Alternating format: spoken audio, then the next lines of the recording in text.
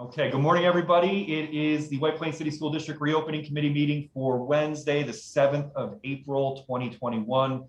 Lots happening in the district, and I'm really Afternoon, this is Kelly.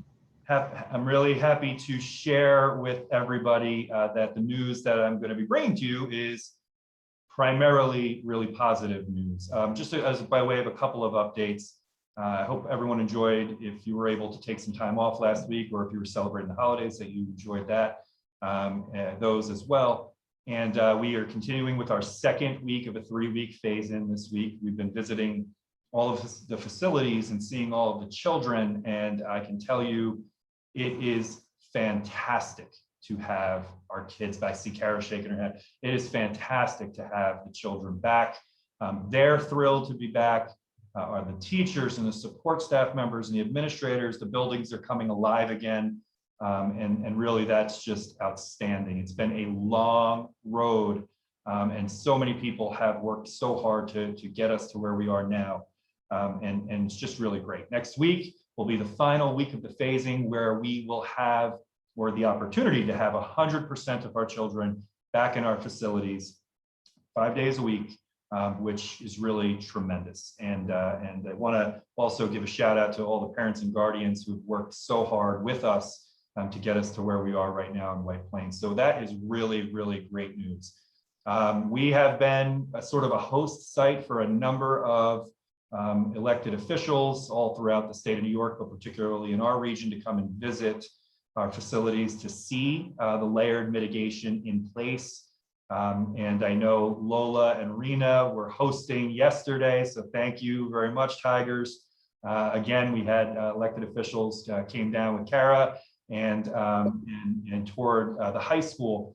And you know, it's great to be able to do that, to show folks what can be done in their communities, to be able to move them forward. There still is a lot of conversation going on, depending upon where you are in the state, with regard, to being able to fully reopen. So hopefully that's helping people to be able to take some ideas or learn some new things, and to be able to get kids back into the facilities. That's all great news.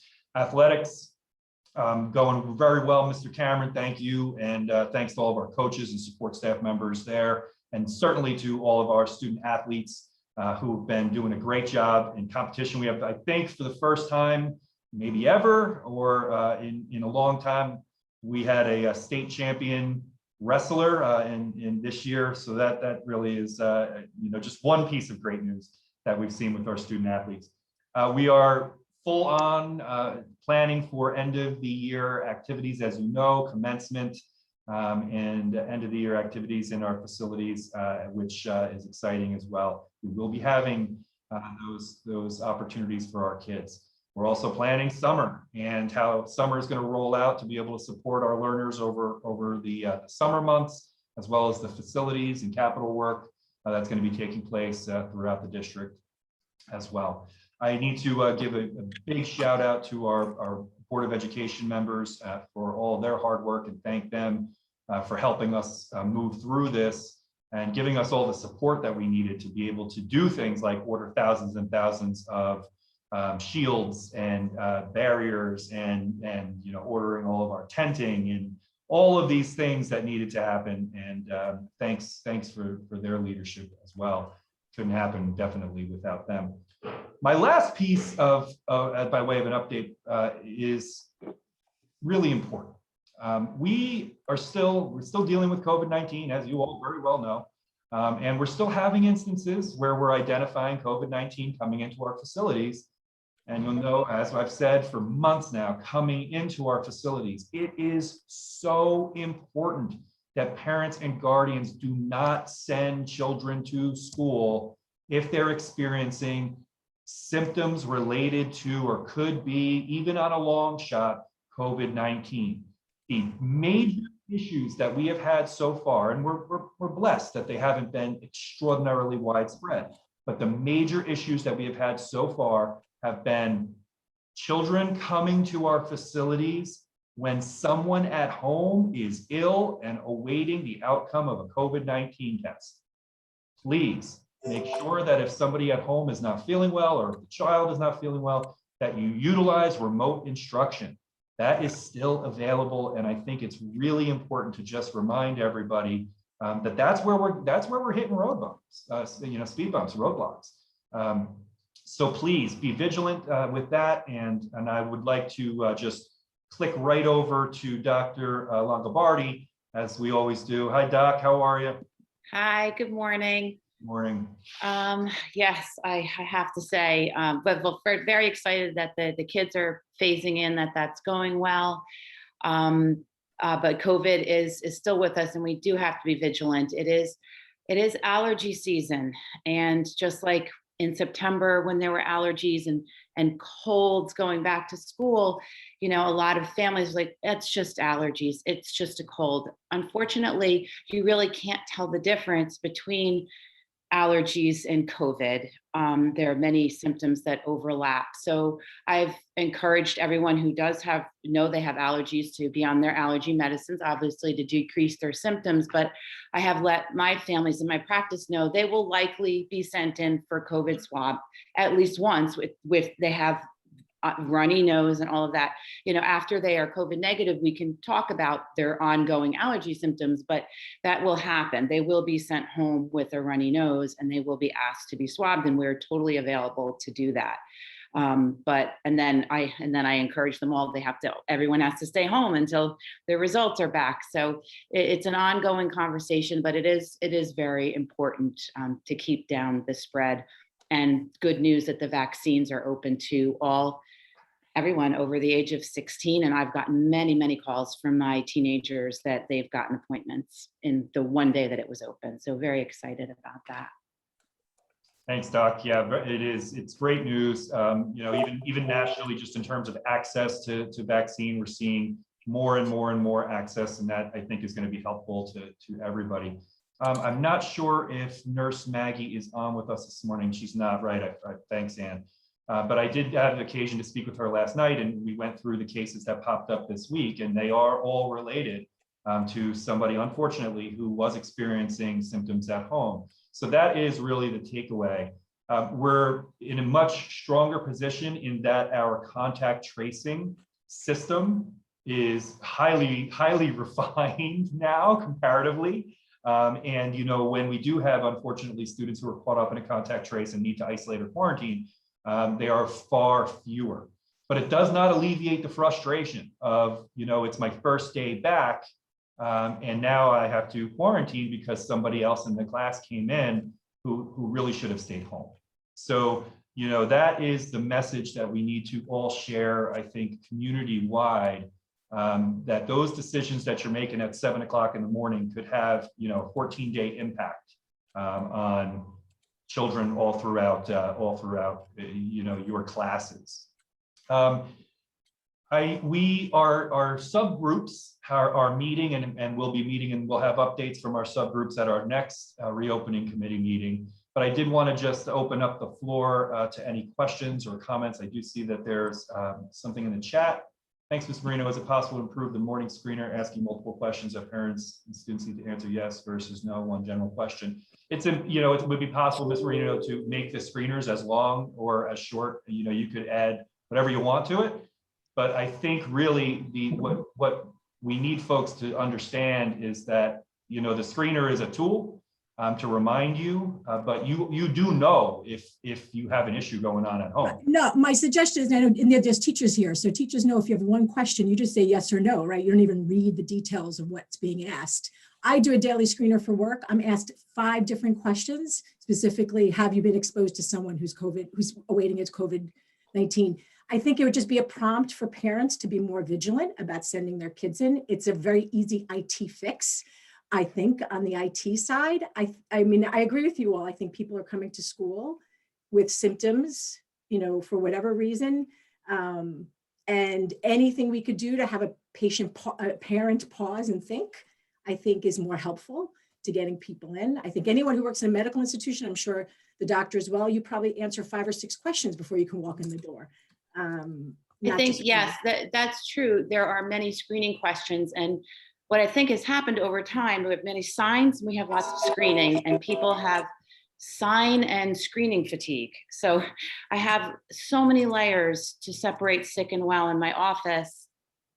And I still get kids that are sick coming to in the well visit hours because it was just a cold or it was just a fever last night. I mean, despite all the questions, we call them, we have signs, so I don't know. Is It's there a tough. specific question on our screener which asks whether they're awaiting a COVID test result? Do we actually ask that specifically? I haven't looked at the screener lately, and I'm just wondering if that's an issue for us, whether that should be an explicit question. That's what I'm posing. It's Yeah. not asked. I would have to look and see if that's a question we can ask. Thank Well, you. I think at this point, it's gotten a bit rogue because everyone's done it every morning for, what, 6 months? So I think Patricia's got a point there. Maybe if we change it up, we'd get a little bit more accurate. So let me just say this. I agree. Listen, it's easy. We can rewrite questions. What we found at the beginning, you remember we had a much longer screener. People didn't fill it out. So our percentages of people who were actually even participating in the screening process went down. When we streamlined the questions, our participation percentages went up. But I absolutely agree with you. I think people, and look, we've all seen this. You're getting these screeners in 3, 4, 5 different places per day, and they just kind of tick off the questions. But I think anything that we can do to get parents and guardians to take a pause and recognize, hey, are my children feeling well? Do I have something going on at home? This could be definitely helpful. Yeah. So Dr. Ricca, the screener does have some very specific questions. So we can certainly take a look at that, but it does, ask, have you been in close contact with COVID-19? Have you had symptoms? Do you have a fever, shortness of breath, tested positive for COVID? So it does have those things that you would select, or no symptoms at all. So it does make you go through and see it. So, whatever. But it doesn't say someone pending. I think that's what's happening. People are sending kids when there's a parent or a sibling at home pending results. And I think that's what's happening. the other point is that people are not doing it. And what are the repercussions if a family does not complete the screener? We have to follow up. It takes additional time, additional person energy to immediately pull those kids, follow up with the parents or guardians that morning. That's something we've been doing all year. But so I think the fundamental issue, right, is that if your child's not feeling well, and if you're not feeling well and you have an outstanding COVID-19 test. So the message has to be, like Kelly's saying, don't do that. Don't make that choice. That choice is going to potentially negatively impact other people's children and other people's households. And that, I think, is a cultural shift that we have to really work toward. And as anybody who's worked in organizations recognizes, cultural shifts are sometimes challenging, especially when, and we have to remember this, especially when it could be the difference between me making money today to be able to feed that sick child and not, right? Because there could be instances where parents are making decisions based upon whether or not they're able to take a day off from work. And, frankly, we've dealt with that in education forever, right? I mean, how many times do you have a little one pull up in the morning with full-blown strep throat? Has been complaining about it, but, things happen at home. So we're definitely going to have to do more to continue to get that message out to parents and guardians. And maybe, I was just going to say that it really. let me just finish one second. Sorry. And maybe even weekly, a K-12 reminder. But again, I don't want that to become part of the landscape and background, right? Like the billboard you drive by every day, you just know what it says. So we're going to have to keep working that way to try and get folks to be on board. It's not a ton of people. It's not a ton of people, and that's good. But we have to be right 100% of the time, right? In order to make sure that no one child who may be ill gets into a classroom. I think, Dr. Ricca, at least from the elementary position, there are a number of people who don't fill it out. And I do think the best course of action at this point, based on the large numbers of students that are returning to school, is that we do get this message out verbally, right? That we are sharing that information, because if parents hear the importance of keeping their child home or calling to tell us that someone else in the home has tested positive or they're waiting test, that real-time information gets to us sometimes more quickly than even completing the survey. And I'm not sure by asking more questions if that will actually improve the number of people who are responding to the survey on a daily basis. Yeah, thanks, Suzanne. We'll bring this back subcommittee and work that through and give you an update. But I think absolutely the communication piece is huge. I'm sorry, Cheryl, I cut you off. Go ahead. No, I was just going to emphasize the communication as well, that it's not enough for us to just, talk about it here or even, on a Facebook Live, that message really has to go out so that all the families are receiving it. And it really is that pending test, because the kids are not necessarily going to feel sick, right? We know that kids are often asymptomatic, so that if there is a question on the screener about this, then it needs to be very pointed if it can be. But yep, yeah, I agree. And then we also all know this, unfortunately, even in a perfect situation where you're doing everything you possibly can, you're still going to have somebody who's going to, you're dealing with thousands and thousands and thousands of children. So you're still going to have somebody who's going to abrogate their responsibility. And then we have to try and minimize that impact to the extent that we're able. And that's why you have the kids who get stopped, we check them, we have to call home, all of that rigmarole that we have to do on a daily basis to try and make sure that everybody coming into the facilities is well. So yeah, that's a great point. And I see, Lola, did you have your hand up too? I did. I was just going to say, somebody in the chat asked, like, are kids being stopped to ask, at least at the high school, when they take our temperature? I know a lot of the nurses are saying, did you fill out the survey? And then they check our temperature. Just, yeah, that's all. Thanks, Lola. Hi, Lisa. Hi, how are you? Good, how are you? Good. Since we're on the topic, I just wanted to raise a question I brought up on the survey about 6 months, I don't know, a few months ago. Often I don't fill out the survey personally myself because my daughter's home and I get it, but it'll say, it asks you the questions and, I just tag not, when I do it, I'll tag not attending school. But are we also trying to find out, like say my other daughter's going to school, are we trying to have parents respond to this and use the data just for family data? In other words, like, I should still fill it out. Maybe I have a child at home who's not feeling well, but my other child doesn't go to school. I guess having that not attending, you're missing maybe you might be missing a piece of the puzzle there, or a piece of data that you need. Does that make sense? Because I read it and I might have a child who's not feeling well, but I might tag, well, not going to school today, but my other child's going to school today. So that not attending work school today, I don't know if that's giving you any insight into anything. Yeah, you probably recall the reason that question was added was because of the reverse of kind of what you're saying. We had parents and guardians whose children are fully remote, never come in, and they wanted to be we wanted to have part of that data collection to try and get as many folks responding as possible, and that's why that ended up that way.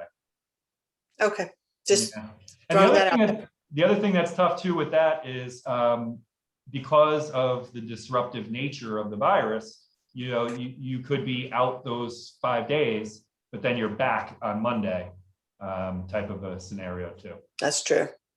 Yeah, but it's, I have to be honest with you, I don't know that there's a perfect way to do this if you weren't forcing people. Like we don't have the ability to punish people, if they don't fill out the form, or if they fill out the form and are, not truthful, other than to, try and help and give that information so that they recognize how important it is. But I know that there's some parents, reached out to me and said, there has to be a consequence. I'll be very candid. There's no consequence. We don't have there's no detention for you if you're not filling out the form right, unfortunately. Right. Thanks. Thank you. Other thoughts? Is the screener also in Spanish? I mean, I don't see it because I'm English speaking, but I was wondering if families are. Yep. Oh, okay. I was curious. Sure. Please, another question? Maybe not. No, sorry, I'm trying to lower my hand. Sorry. Gotcha. I got it for you. Thanks. Any other questions, updates, comments, concerns? I saw Rena's hand. Rena. Oh, she was saying goodbye.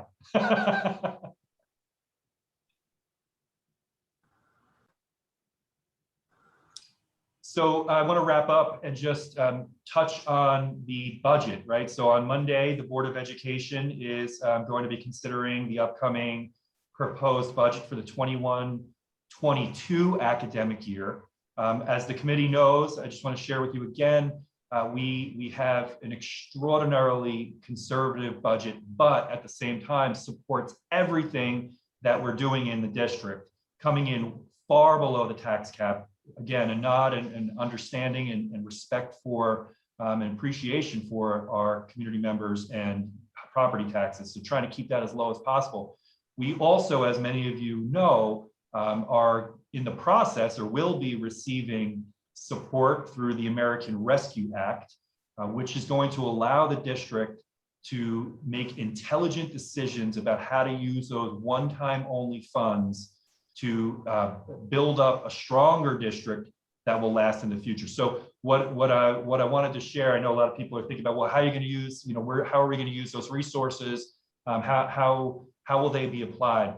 The district will be and will be required to have a plan that will be shared with the community on how those funds are going to be applied, certainly after approval by the Finance Committee and Board of Education. But what I can tell you already knowing, certainly knowing my bosses on the board, is we're going to want to make sure that every single dollar is stretched as smart and as long as we can. So one of the things that came up and somebody was brought up immediately was HVAC and all of the facilities throughout the district. You can remember this has been an ongoing conversation. Some of our facilities have air conditioning, some of our facilities do not. HVAC is a critical component of great airflow in our facilities. And by the way, if you can remember back to when we were kids, if you're in an 80-degree classroom trying to learn quadratic equations and then put a mask on, that's a challenging learning environment. So when we did our master planning, believe it or not, and Ann will correct me if I'm wrong, but I think during our community surveying, air conditioning and HVAC was at the tip of the spear on all that. So please know that one of the things that we are looking at in terms of an investment in the district related to the American Rescue Act is associated with HVAC. And we also have to make sure that we're supporting children who experienced potential learning loss or gaps in their instructional trajectory. And we're going to be planning to do that as well. So more to come on that. But that's good news for the district. Folks have asked me, are we going to have enough money for PPE next year? The answer is yes. Are we going to have to cut any programs for our children? Are we going to have to scale? The answer is no. And are we able to stay within the tax cap or below it? In this case, far below it, 1.23%. The answer is yes. And I hope that that's great news for everybody. And certainly we're pleased with it. But there'll be more to come on that. And we'll share that with you as we move forward. Just a reminder, we have a Board of Education meeting on the 12th. That's the budget adoption. And then, of course, in May, we'll have a regular election. And folks can choose to vote by mail this year because of the pandemic. They have the ability to do that, or they can come in person too. So more to come there, but just wanted to also share that with the committee as well. Anything else? Well, as always, I just want to thank you all. I have to tell you, reflecting back on how far we've come, you have been with us every step of the way, and you have been enormously supportive and also helpful in just identifying, even like today, just talking about the screener, identifying ways that we can continue to refine and improve our service to our children and our community. So thank you all for that as well. I always like to leave the last word for our Board of Education members. I know President Eller's here, Trustee Brady's here. Anything from the board? On behalf of the board, I don't think there's really much to add.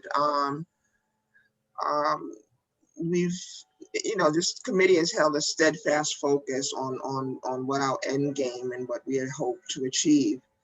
And we're getting there. So, it's just important that, you continue to provide your feedback, contact us, talk to us, let us know what you're seeing and hearing. It's all very helpful and appreciated by the board. Thank you. Thank I'll you. just mention, I've been on a couple of, school visits since reopening, and it's just been so impressive. Really the efforts that everyone has put into making this happen is just so appreciated. And, also I'm really struck by, the staff's commitment to being so inclusive with the children who are at home as well as in the classroom, even walking into a classroom to make sure that, the children at home can see us and greet us and really be a part of what's going on in school. So just thank you to everyone for making that happen. Oh, thanks, Cheryl. Thanks, Rosemary. And thank you and all the other trustees for taking time to visit the buildings with us and see the children and check in with our teachers and our support staff members and our administrators. So thank you for that. Any other final thoughts? Last thing I do need to do, and I think this is really important, and if you have the opportunity to do it, I encourage you to as well. Our elected officials in our delegation here in Westchester County worked very, very hard this year. We've been advocating for increases in state aid in White Plains, for increases in the support that we received, more White Plains dollars coming back to White Plains children. I just need to thank Andrea Stewart-Cousins. I need to thank Shelley Mayer. I need to thank Amy Paulin. I need to thank David Buchwald, who has since transitioned out of the assembly, but is still, of course, a community member here in White Plains. We saw, and we're still going through it right now because it came out late last night. We saw the increases to state aid that we had hoped to see. And that support is going to be tremendous for our kids in our community. So we are grateful for that as well. All right, everybody, have a wonderful day. Remember, we meet every other week, so I'll see you week after next in this meeting. Have a great day. Thank you. Thank you, Thank Dr. you. Ricca.